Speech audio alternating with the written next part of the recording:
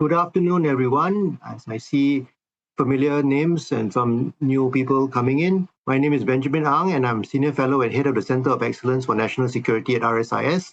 And it's my pleasure to welcome you to today's webinar. For those of you joining us for the first time, Center of Excellence for National Security, or CENS, is a research unit dedicated to examining the evolving landscape of non-traditional security threats in cyber, disinformation, hybrid threats, and social resilience, focusing on how technology and information operations impact our national security and bridging the gap between academic research and practical policy solutions.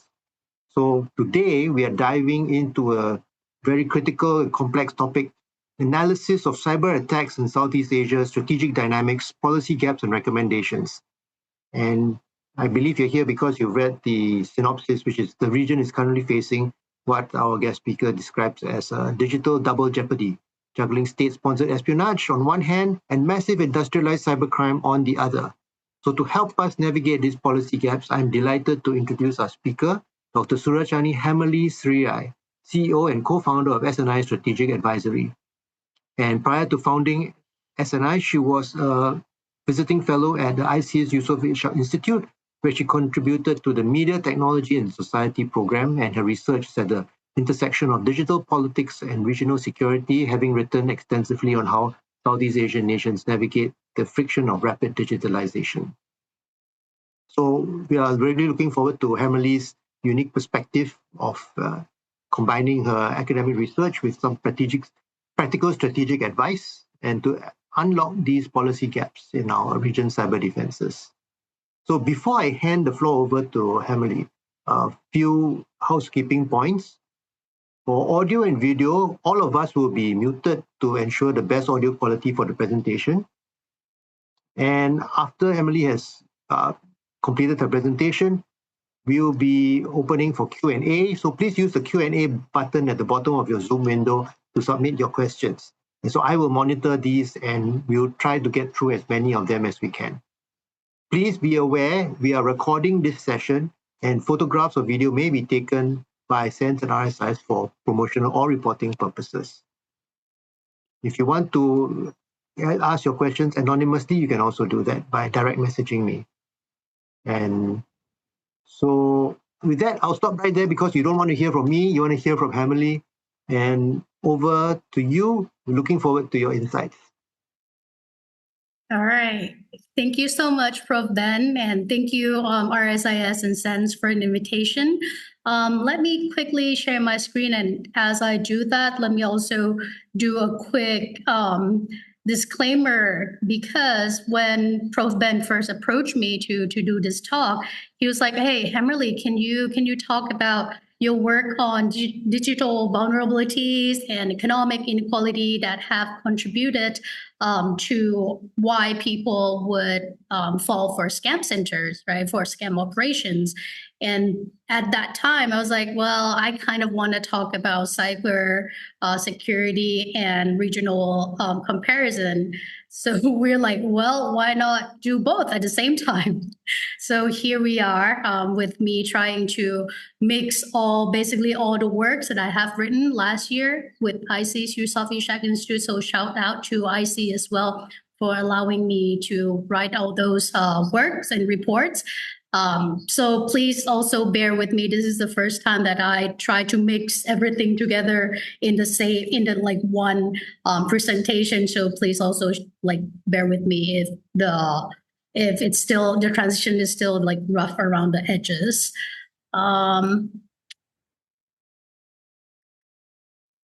Okay, so I think, let me catch my breath because I'm anxious right now. Okay. All right. So really the backbone of today's discussion, I think what I want to start us off with is the idea of fragmented regional governance that we observe in Southeast Asia, which have contributed to the digital vacuum where governance fails to effectively regulate digital threats, right? And this digital vacuums then feeds into two parallel ecosystems at the same time. So as you can see in the slide, level one here is the threat from the state, right? This consists of the state actors engaged in geopolitical espionage and sabotage against each other. And then we have level 2, which is the syndicates, right? Which is driven by the criminal syndicates involved in massive transnational scams and organized crime, also including human trafficking, because the governance is cracked, right? So both tiers operate at the same time and with near total impunity, right? So hopefully as we progress through this talk, we'll be able to disentangle these layers together. Let me start off with some data, some statistic here. Start from the top. This data that you're seeing here is from the Council on Foreign Relations Cyber Operations Tracker.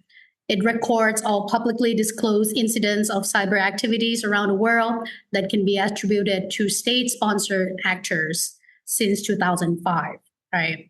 And this data, what's really neat about this data is it exclusively includes cases where the threat actors is believed to have connections with a nation state, right? So only what have already been confirmed / verified that this is state-backed operation.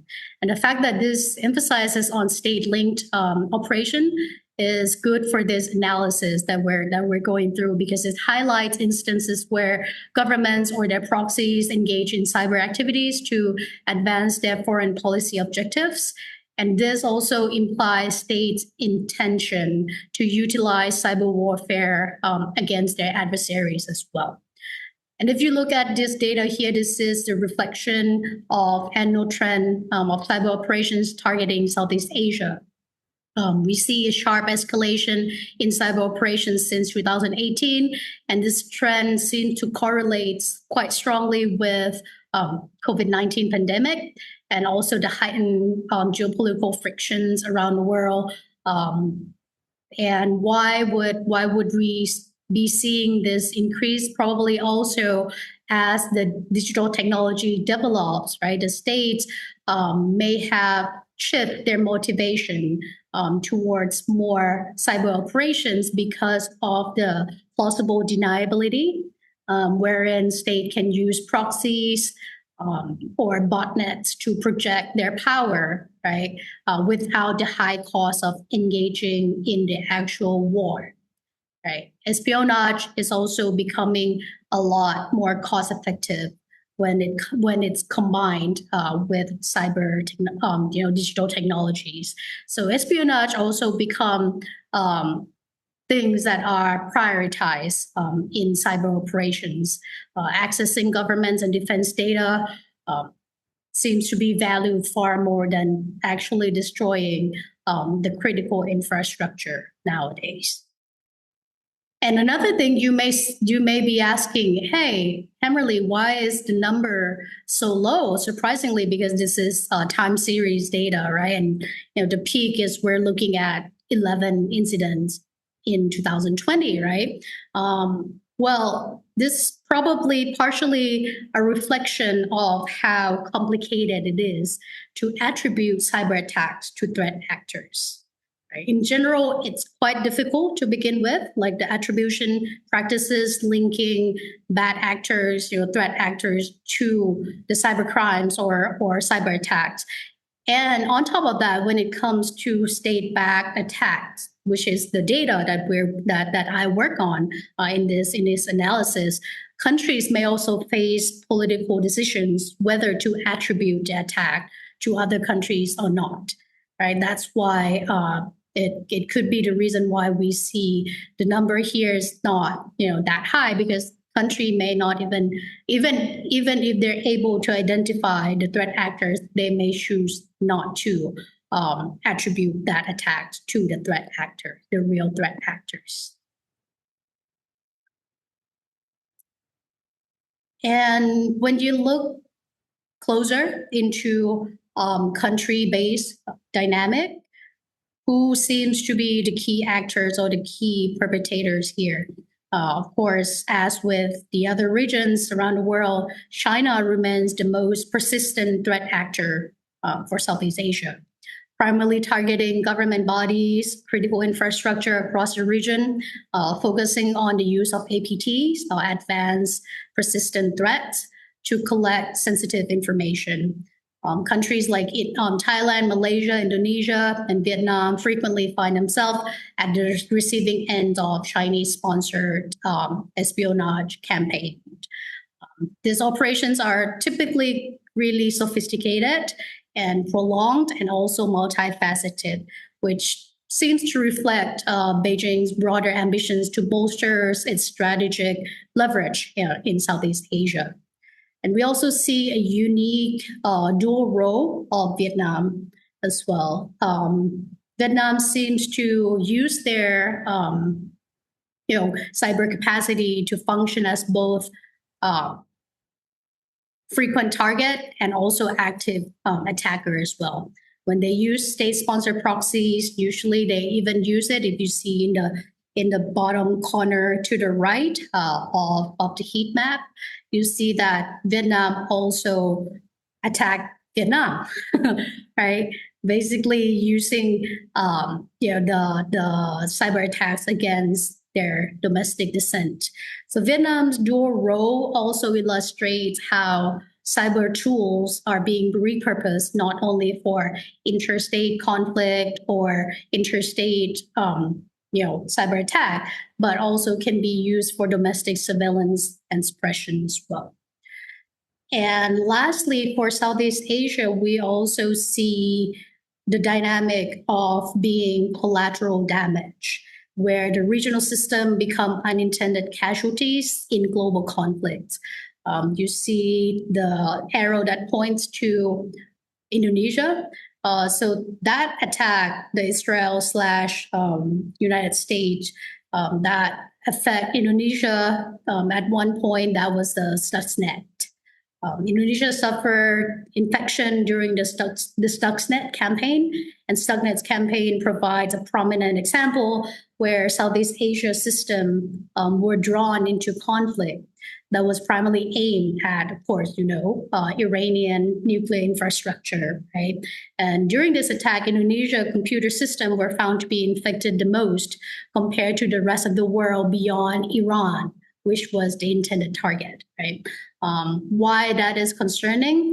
That was because Indonesia also had 3 research reactors, the nuclear reactors.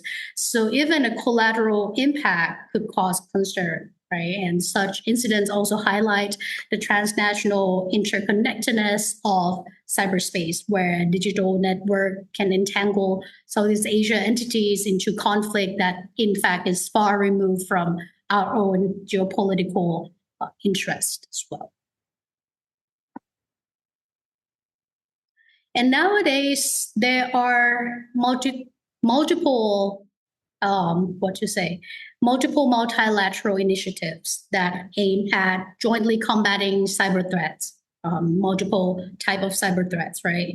However, I think, and this is my argument, that it is also crucial to look at the fact that Southeast Asia's threat profile and countermeasures are contextually quite different than other regions.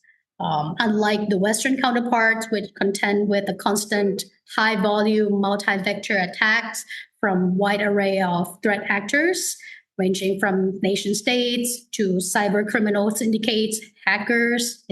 Southeast Asia's cyber threat profile and landscape is dominated by only few key adversaries, right? Namely China and India here and there.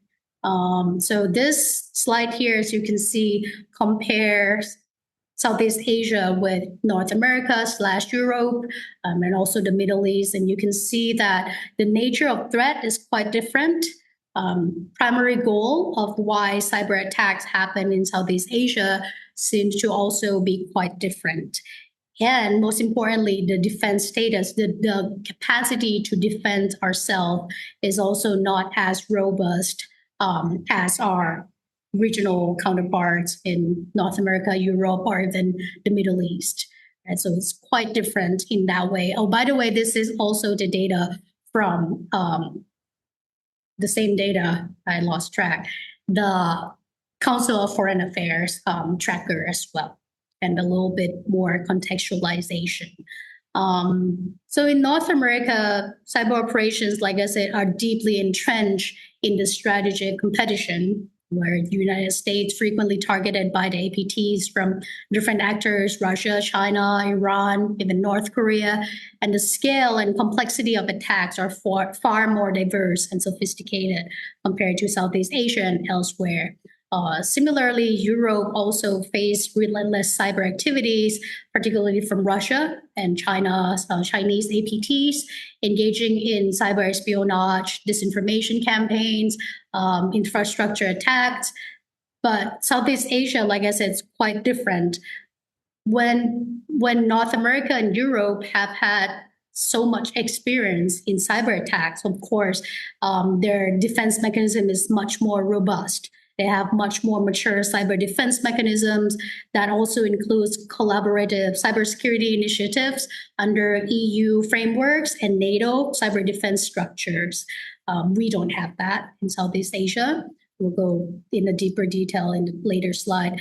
Middle East is also quite interesting because it is quite similar to Southeast Asia in terms of having a concentrated set of active cyber adversaries. There's only few, enemies and bad actors, but it also differs in the intensity and strategic aggressiveness of the operations. Cyber conflict between Iran, Israel, the Gulf states frequently involve high-impact sabotage. Not so much if you compare the sabotage and espionage, we tend to see sabotage more. What I didn't include here is, in fact, Latin America. Latin America remains the least impacted region in this regional comparison. And the cyber threat landscape there in Latin America is predominantly opportunistic. It's driven by financially motivated cyber criminals rather than sophisticated state-backed campaigns. So all in all, the takeaway point from this threat profile is that Southeast Asia is not like the US, right? It's not like the Middle East. And while the West tend to deal with the high volume activism and the Middle East face more aggressive destruction, Southeast Asia becomes a zone of persistent engagement. The goal for cyber attack that happened in Southeast Asia is more of a long-term information extraction and economic exploitation.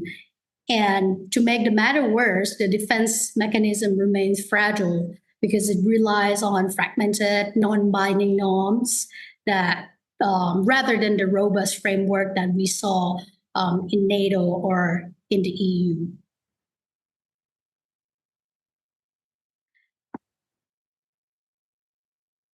And the zone of persistent engagement that I had just mentioned seems to be a product of three intersecting factors here.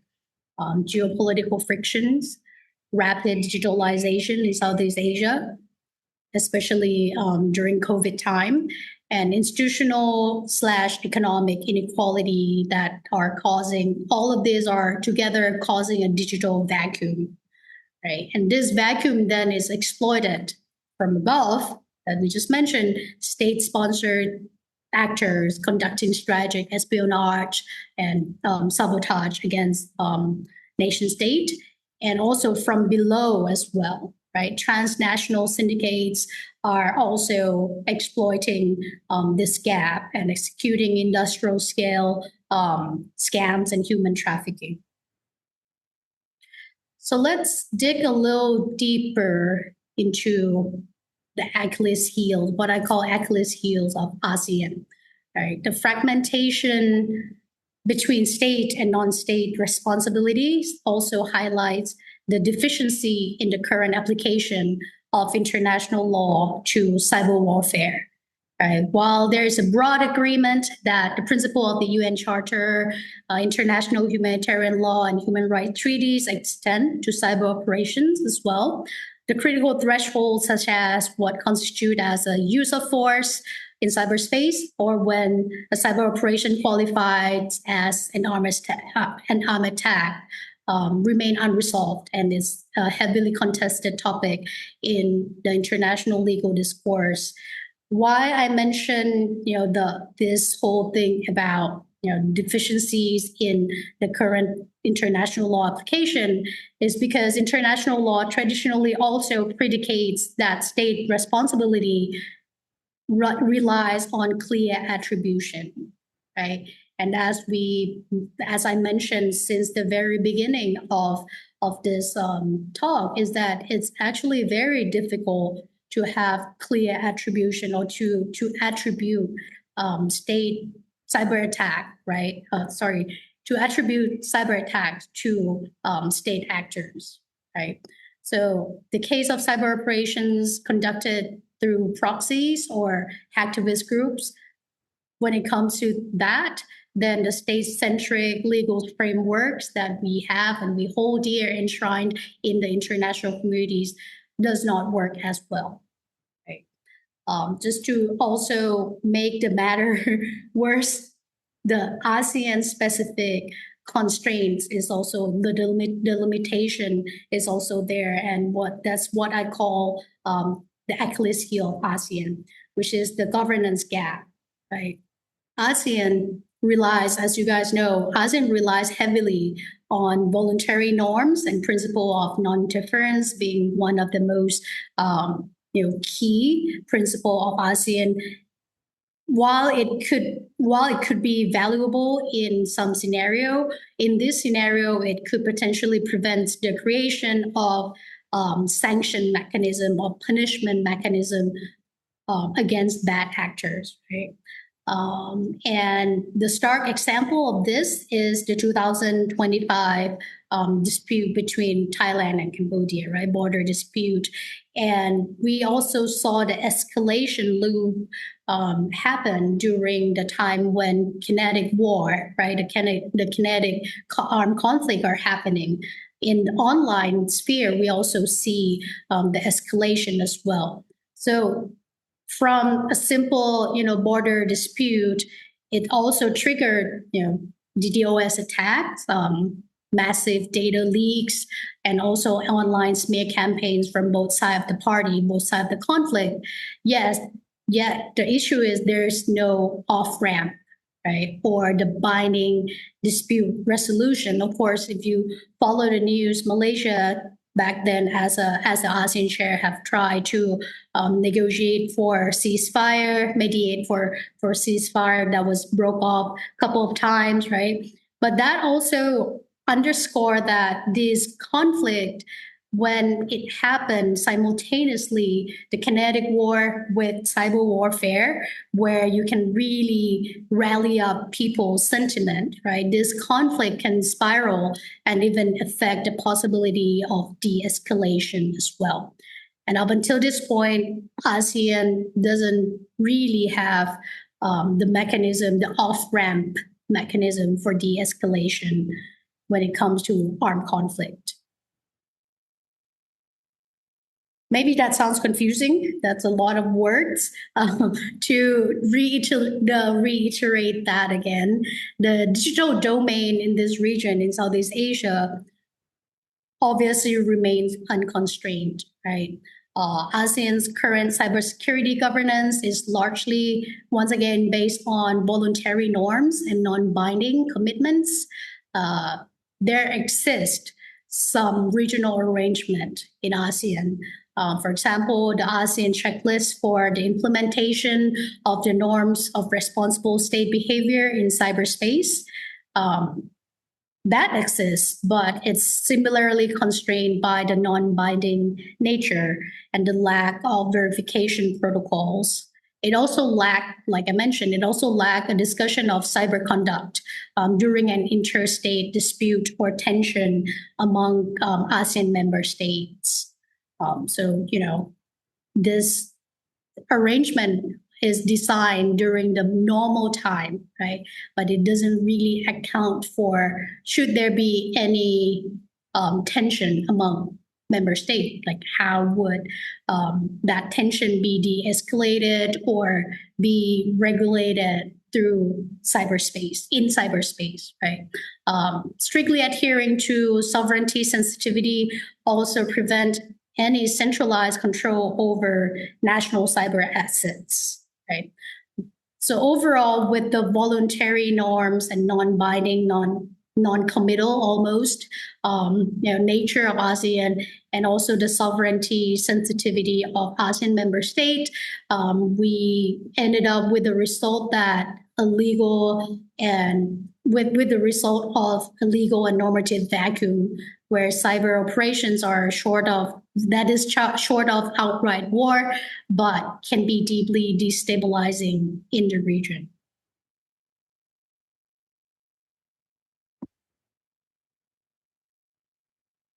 So overall, simply, we are entering a dark zone of jurisdictional ambiguity. The lines are increasingly blurred. Activists now sometimes act as state proxies to preserve the deniability, while criminal syndicates also wield state-like technology resources, and traditional state-centric legal frameworks simply fail when operations are conducted via these complex proxies.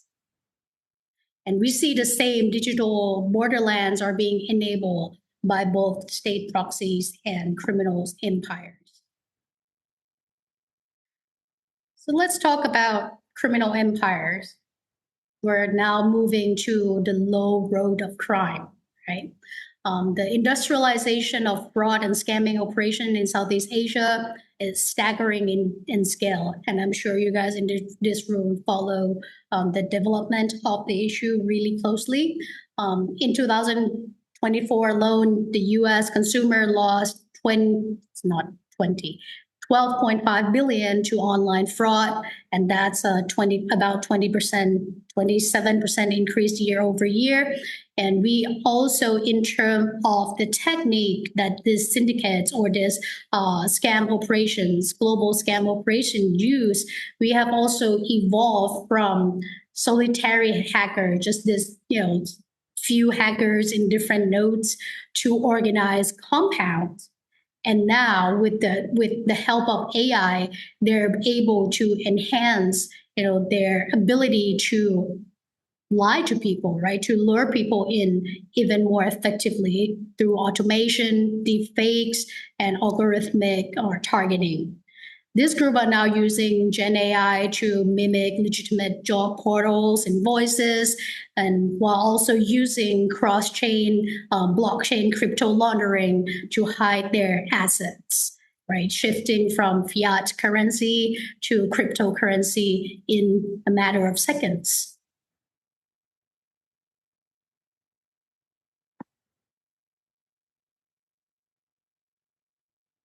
And that's definitely the human cause, right? Behind all this what we call cyber slavery.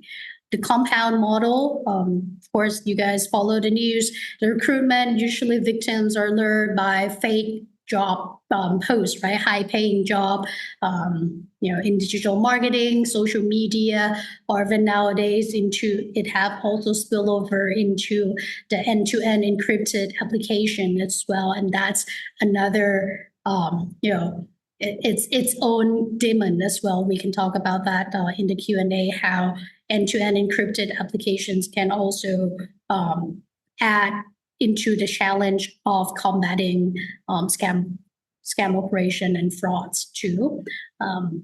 Once these people are, in the system, then they're being coerced, right?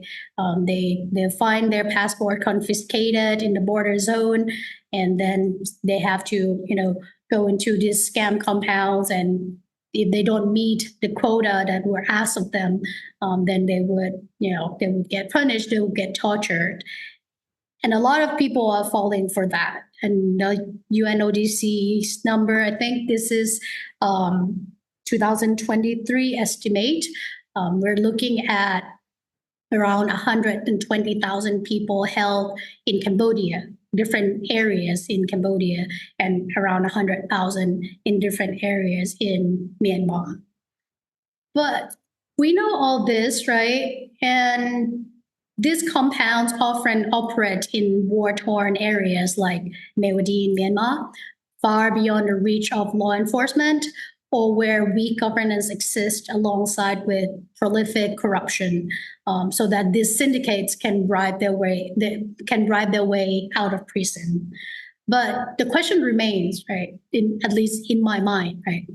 Even with the governments worldwide trying their best to raise public awareness, to tell their people about these online scams, why do people keep falling for it? And one of my argument is people fall for it because they're economically desperate. Economic desperation is what supplies this cyber slavery workforce. Ignore the arrows that links these boxes together. It doesn't really work like that, actually. Each one of them, operate independently. But according to the IMF, global GDP growth have decelerated from 3.5% in 2022 to the stagnant average of around 3.2% from 2023 to last year, 2025, with developing countries bearing the brunt of inflationary pressures, high costs of financing, and weak investment growth. And this slowdown has also contributed to rising in unemployment. And similarly, the International Labour Organization, ILO, have also reported the global youth unemployment in 2023 that was higher than in 2019 in the Arab states, East Asia, Southeast Asia, and also the Pacific. So developing countries, kind of LMC type of country. What these figures are telling us is not only the economic distress in those regions, but also the scarcity of stable formal sector employment, the conditions that would make individuals, particularly the young people, more likely to fall for fraudulent job offers, right? Because they can't find stable job in the formal sector in their own country or in their own area, right? With the global youth unemployment at this rate, fake high salary role can be incredibly attractive to them, right? And furthermore, I added this part here because it's quite relevant to the border area of Thailand and Myanmar. But the aid cut by Trump administration earlier last year have also left refugee populations quite desperate as well. For instance, the camps near Thai-Myanmar border, one of the camps, has been hosting over 44,000 refugees, right? And that camp, that's Melak camp and Umpiam camp, is only less than 2 hours car ride away from the scam compounds, a very well-known scam compounds like Shwe Coco, right? So, which is 1% of these people, being desperate enough to escape the camp and then hop over to join the scam operations. We're already looking at 400 something people, like fresh recruits, right? To work, ready to work for the scam centers. So economic desperation being one, but as it turned out, we also might be programmed to fall for these illicit activities to begin with. Scams work maybe because they exploit human nature. There's different studies that talk about human cognitive biases, but the 2 or 3 that I think is quite relevant to why people fall for scams is the first one is prospect theories that would explain how scammers can manufacture urgency, right, to make us take irrational risks, right? You sometimes would get a phone call saying that your bank account is compromised. You need to transfer the money to us, and different with different scenario, different script that they use, but trying to urge you to do something, right? Because of the sense of urgency. And then you fall for it. You're like, oh my God, if I don't transfer the money to a different account, then my whole account will be freeze, things like that. And that usually goes hand in hand with the authority bias. Because usually sometimes these people would call to your phone and impersonating police or government officials to leverage the innate human nature, right? The human trust in hierarchy. So if the police call you that your bank account is being flagged as a fraud account and you need to contact this and that person, and then they use this Shane command and things like that, then people tend to fall for the tactic that used for impersonating authorities, right? And also digital dependency, this is not biases anymore, but more of the reality of Southeast Asia that after COVID-19 pandemic, some of our population are being forced to come into digital landscape when they're actually not really ready for it, right? We're being forced to study online, to teach online, to do banking online, right? Most of our life after COVID have been pretty much, supplant online. But in reality, a lot of people are not ready for that, right? The digital skepticism to doubt or to think critically about, what are you doing online, what you're conducting online, tends to lag behind the adoption of technologies. And lastly, we also have the AI as multiplier of all these risks, right? Generative AI also creates almost indistinguishable fake personas, also deep fakes type of thing that make it even harder for people to identify what's right or what's real and what's false.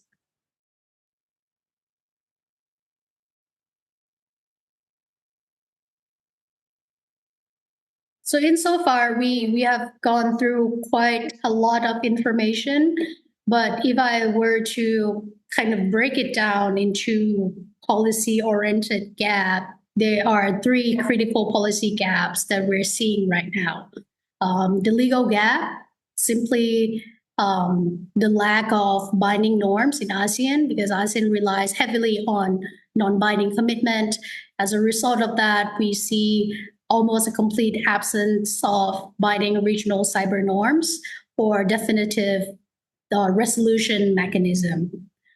And at the operational level, this is more of the scam part of thing, the combating scam operations.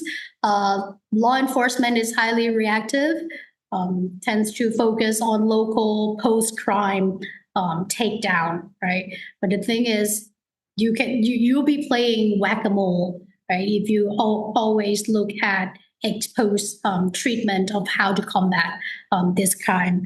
Basically, we're still, as a region, having a hard time to dismantle cross-border crypto laundering or trying to track the money of the scam syndicates. We're still having trouble as a region to do that collectively, right? And then we have the gap at the societal level, structure. The social structure just failed to address the root cause of economic desperations that have pushed people to fall for lucrative job post or things like that, right? And also systematically, we still, at least for most of Southeast Asian country, in my observation, we tend to conflate the victim with the bad actors, right? With the criminals, and there's have yet to be a good mechanism on how do you distinguish between criminals and the victims of transnational organized crime. Also, I need to mention that the existing framework on human trafficking and organized crime also should be updated to include protocols addressing online recruitment, virtual coercion, and digital financial transaction as well. Just to note, the regional corporations through frameworks such as Active exist, right? But it should also incorporate digital components into their strategies, recognizing that the landscape have changed over time and have shifted from physical border to digital platforms. I also need to make note that in Thailand, in fact, UNODC had recently convened a similar initiative jointly with the Royal Thai Police to coordinate anti-crime efforts through what they call a multi-cluster approach, complementing the work of the existing military-led interagency steering committee that Thailand have on the prevention and mitigating of threat that affect the security of the area bordering Thailand and the neighboring countries. I think this is a really good starting point and initiative that these offices could also serve as localized nodes for coordination and data sharing. But overall, there's still room for improvement. And by improvement, I think true regional resilience demands defending both the server and the citizen.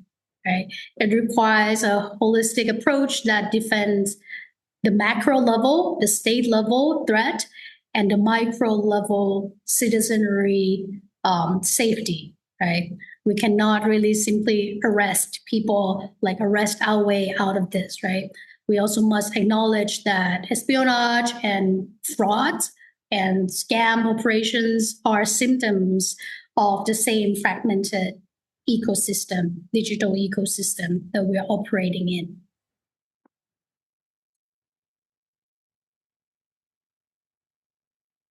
For that, I have two policy proposal to hopefully, strengthen some of those policy gaps.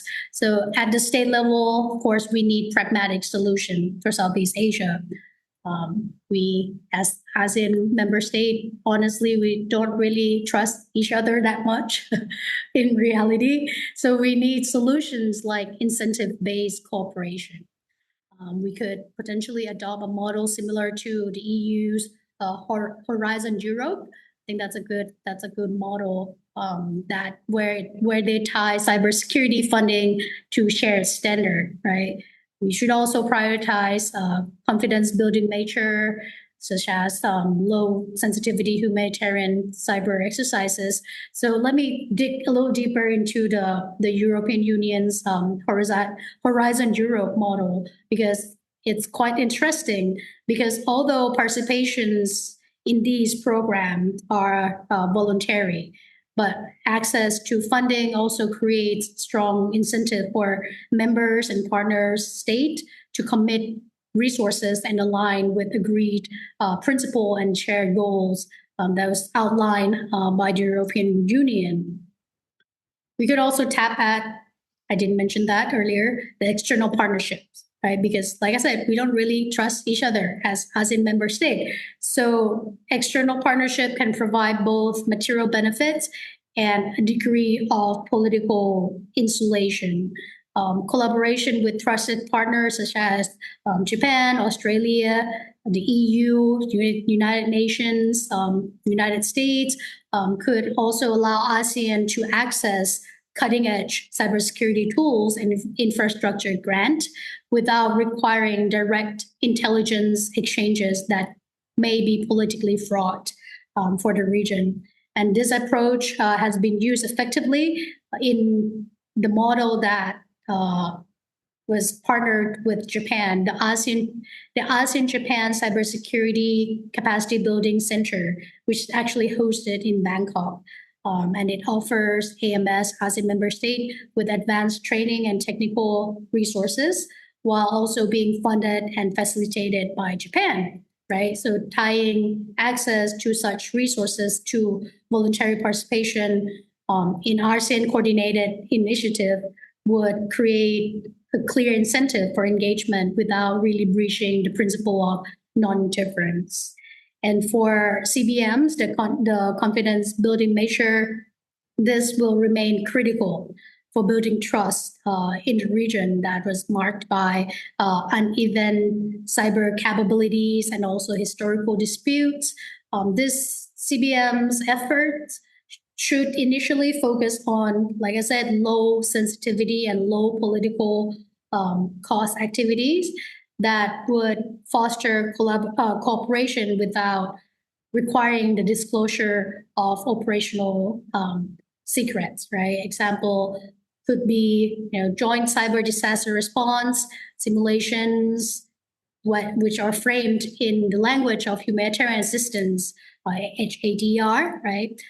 Such as protecting hospital IT system during the malware outbreak, rather than framing it as a military-style tabletop exercises. So that's a state-level policy suggestion. But also, most important, I think is even more important than the state-level policy, is to inoculate society, to strengthen, empower the citizens, right, in our society. We need to equip them with economic defense and also cognitive defense, right? Governments should provide safety nets for their people, rightly so, right? Strong welfare programs that would buffer economic shocks, preventing the citizens from becoming fresh recruits to the scam compounds, right? Or fall prey to human traffickers. Right? Should they fall prey to scam compounds or illicit activities, there should also be victim-centric justice for them, reclassifying these coerced trafficking victims as victims and not criminals, and focusing more on prosecution of the syndicates as a whole, not against the small people, right? Cognitive defense, in terms of digital literacy, and I can't speak for other ASEAN member states, but for Thailand, we have had development in terms of introducing digital literacy, media literacy into the curriculum, the school curriculum. But I think we still focus more on the technical side of things, right? The basic technical literacy. How do you use your phone? How do you operate? How do you use browsers? Things like that. But what, at least for the Thai curriculum, what we do not really cover extensively enough is the cognitive skill, the critical thinking that comes with it, right? The critical skepticism, to have the courage to ask, is this real, right? Is this really too good to be true, right? This is something that really needs to be inoculated in the society from at a young age to, even the elders are quite vulnerable to that as well, right? So that also includes in the counter prospect theories slide. I'm almost done, but at the end of this thing, I would also like to raise the issue of the elephant in the room for Southeast Asia, which is the China dilemma, right?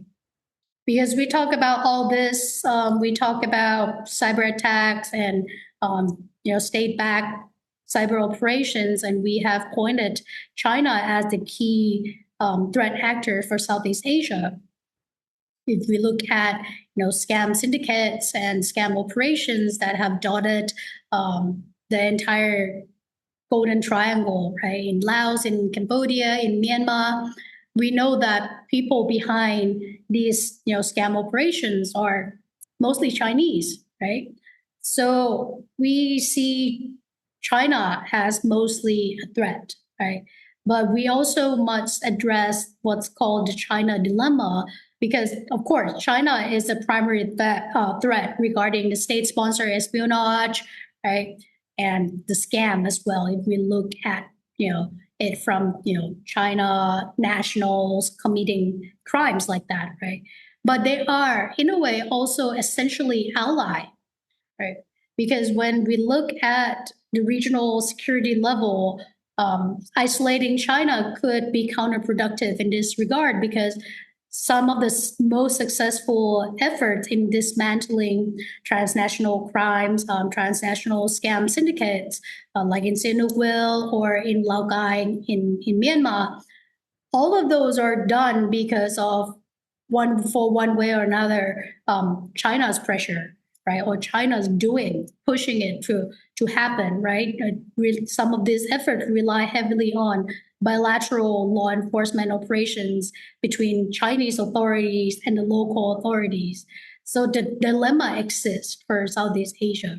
How do you coexist with the big elephant in the room, who is on one hand is a threat to your cyber sovereignty, but at the same time, could potentially be the ally. And I think this is also worth discussing. If you guys in this room have any idea, comments, really happy to discuss that as well.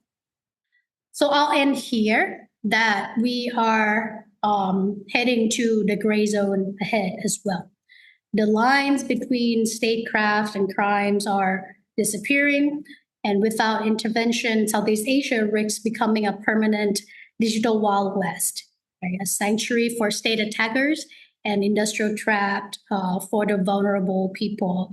And we should act now to bridge these governance gaps before the gray zones become the new permanent reality for Southeast Asia. And I think this is where I end my talk. Thank you for your time listening in, and thank you for tuning in.